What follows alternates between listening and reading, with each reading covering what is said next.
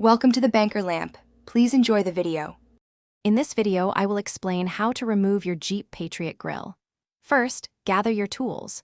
You'll need a flathead screwdriver and a trim removal tool. Make sure you have a clean, well-lit area to work in. This preparation ensures a smooth and damage-free removal process. Having the right tools ready saves time and prevents frustration. Let's get started with the top fasteners. Now, let's tackle the top of the grille. You will find 6 plastic pushpins along the top edge. To remove them, use your flathead screwdriver to carefully pry up the center pin of each fastener. Once the center is raised, you can then gently pull out the entire pushpin. Take your time with each one to avoid breaking them. Next, move to the bottom of the grille. Here, you will find 4 retaining clips that hold the lower part in place. Use your trim removal tool to carefully pry each of these clips away from the vehicle.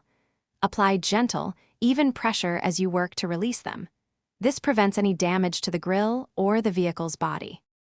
With the bottom clips released, you can now gently pull the entire grille straight out from the vehicle. It should come off with minimal effort.